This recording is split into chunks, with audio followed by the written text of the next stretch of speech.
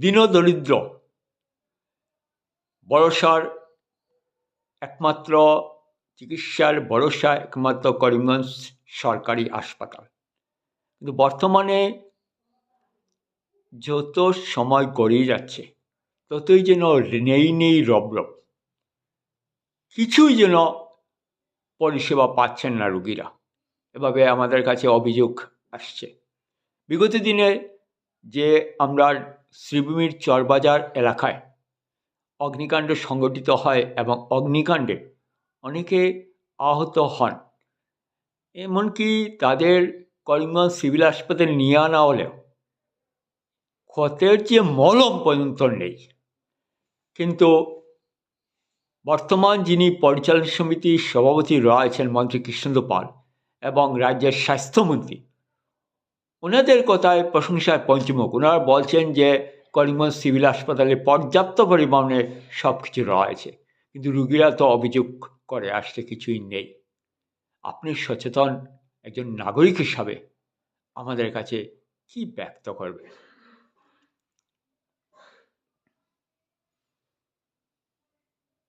দেখুন, করিমগঞ্জ সিভিল হাসপাতাল, করিমগঞ্জ হাসপাতালটি করিমগঞ্জ শহরের নয় শুধু, এটা এই জেলার, করিমগঞ্জ জেলার মধ্যে একটাই ভরসার কেন্দ্র, ভরসার স্থল হচ্ছে করিমগঞ্জ সিভিল হাসপাতাল। কারণ বদরপুর অঞ্চলে তেমন কোনো হাসপাতাল নেই। শিগুড়িতে একটা হাসপাতাল আছে, রামকৃষ্ণনগরে একটা হাসপাতাল আছে, পাতারকান্দিতে একটা হাসপাতাল আছে, যে হাসপাতালগুলি গিরিশগঞ্জে একটা হাসপাতাল আছে। এর মধ্যে করিমগঞ্জ সিভিল হাসপাতালই একমাত্র ইনফ্রাস্ট্রাকচারের দিকে একটা তার জায়গা আছে, বড় হাসপাতাল। কিন্তু এই হাসপাতালটা তার বিল্ডিং বড় হয়েছে, বিল্ডিং বেড়েছে, কিন্তু হাসপাতালের সেবার যে পরিকাঠামো, রোগীর ট্রিটমেন্ট করার জন্য যে পরিকাঠামো দরকার, সেই পরিকাঠামোর কোনো ডেভেলপমেন্ট নেই। সেই পরিকাঠামো মোটেই শ্রীবৃদ্ধি হয়নি। যেমন এখানে একটা হাসপাতাল করতে গেলে ন্যূনতম পক্ষে তার একজন মেডিসিনের ডাক্তার, একজন সার্জারির ডাক্তার আবশ্যক। কিন্তু করিমগঞ্জ সিভিল হাসপাতালে যেখানে একাধিক সার্জারির ডাক্তার, সার্জন থাকা দরকার, সেখানে কোনো সার্জন নেই, ভালো মেডিসিনের ডাক্তার নেই। যে ডিমান্ড করিমগঞ্জ সিভিল হাসপাতালে, যে পরিমাণের পেশেন্ট এখানে আসে, সেই অনুপাতে যে ডাক্তাররা আছেন তারা মোটেই যথেষ্ট নয়, যে নার্সরা আছেন তারা মোটেই যথেষ্ট নয়, যে ঔষধপত্র এখানে আছে তাও পর্যাপ্ত নয়। আমরা আশ্চর্য হয়েছি যে এই বিগত 26-27 সম্ভবত 27 তারিখে আমাদের এই চরবাজারে একটি অগ্নিকাণ্ড সংঘটিত হয় গ্যাস সিলিন্ডার থেকে, এবং তাতে করে বেশ কয়েকজন মানুষ আহত হন। তো আহতদের প্রাথমিক চিকিৎসার জন্য করিমগঞ্জ সিভিল হাসপাতালে নিয়ে আসা হয়, এবং করিমগঞ্জ সিভিল হাসপাতালে তাদের এই অগ্নিকাণ্ডে দগ্ধ যে পেশেন্ট, তাদের চিকিৎসা করা যেত। কিন্তু এই অগ্নিকাণ্ডে দগ্ধ পেশেন্টদের প্রাথমিক চিকিৎসা, যেটা নিদান পক্ষে বার্নল জাতীয় মলমটা পর্যন্ত এই হাসপাতাল যোগান দিতে পারেনি, এবং পারেনি বলে তারা লাঠে সবাইকে শিলচর মেডিকেল কলেজে রেফার করেছে এবং মেডিকেল কলেজে নিয়ে যাওয়া হয়েছে। এখানে অগ্নিকাণ্ড সংঘটিত হওয়ার পর মানুষের শরীর যখন জ্বলছে, সেই দহন জ্বালা, সেই জ্বালা নিবারণের জন্য, সেই জ্বালার উপশম করার জন্য সম্পূর্ণভাবে ব্যর্থ আমাদের করিমগঞ্জ সিভিল হাসপাতাল।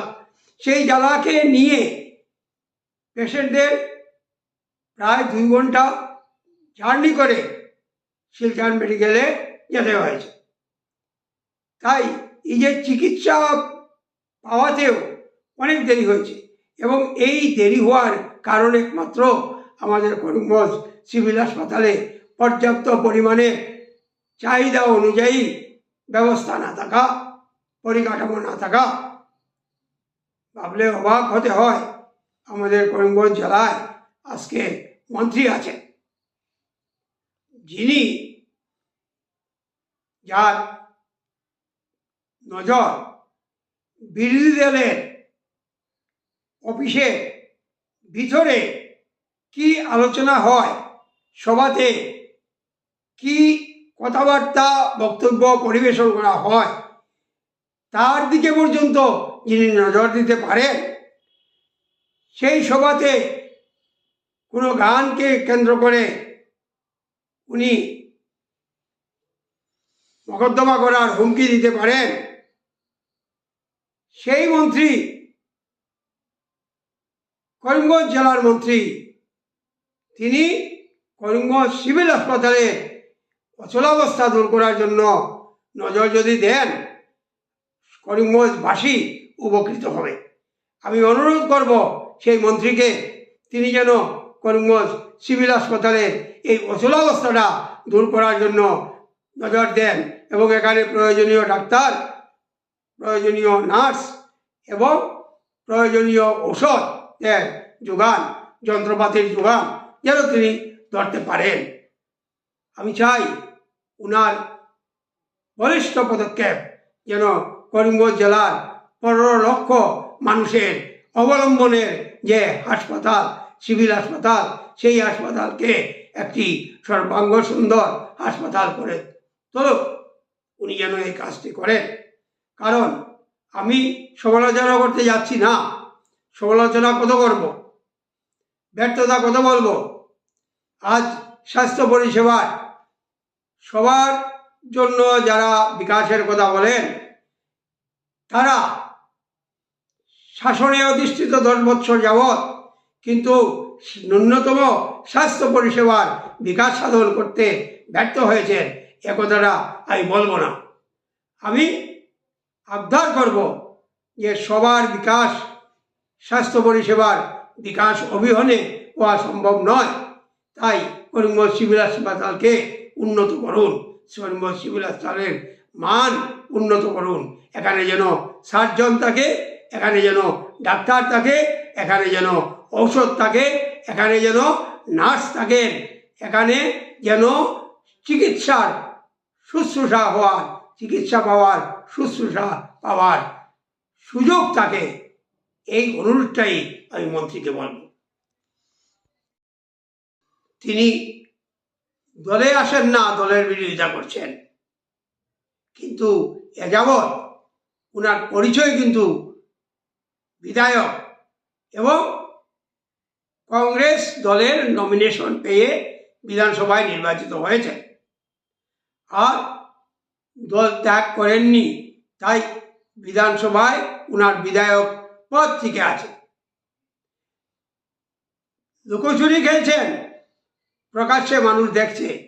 ওনাকে একদিন করিমগঞ্জ শহরের মানুষ, করিমগঞ্জের আশপাশের মানুষ ওনাকে একদিন 108 ডাকত, যে স্বাস্থ্য পরিষেবার সঙ্গে জড়িত যে 108, সেই 108 গাড়ির সঙ্গে উনার নামে, উনার কামের সাদৃশ্য মানুষ খুঁজে পেয়েছিলেন। উনাকে মানুষ পেতেন, দ্রুত পেতেন, যখন যেখানে যে অব্যবস্থা ওনাকে পেতেন। করিমগঞ্জের সেই বিধায়ক কমলাক্ষ দেবপুরকাস্ত। কিন্তু আজকে আজকে এই যে করিমগঞ্জ সিভিল হাসপাতালে এই অচল অবস্থার জন্য বিধায়ক হিসাবে, উত্তর করিমগঞ্জের বিধায়ক হিসাবে আজকের দিনে ওনারও তো ভূমিকা আছে।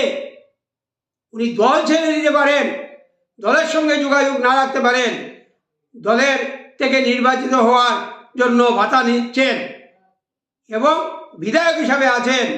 বিধায়ক তো উত্তর করিমগঞ্জের হাসপাতালের জন্য উনিও যেন নজর দেন, হাসপাতালের এই দুরবস্থা দূর করার জন্য উনিও যেন তৎপর হন। আগামীতে উনি কোন জায়গা থেকে খেলবেন সে প্ল্যানিং উনি করুন, কিন্তু এযাবৎ তো উনি উত্তর করিমগঞ্জের বিধায়ক, সর্বোপরি উনি এই শহরের বাসিন্দা, এই শহরের মানুষ, উত্তর করিমগঞ্জের মানুষ অনেকেরই উনি খুব প্রিয় মানুষ।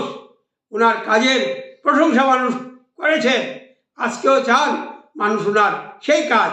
তাই সেই দৃষ্টিভঙ্গি থেকে আমি বলছি, আমি অনুরোধ করছি মন্ত্রীর সাথে উত্তর করিমগঞ্জের বিধায়ককেও উনি যেন আমাদের এই করিমগঞ্জ জেলার একমাত্র এই যে হাসপাতাল, সিভিল হাসপাতাল, তাকে উন্নত মানের করে গড়ে তোলার জন্য যেন যথার্থ ভূমিকা নেন।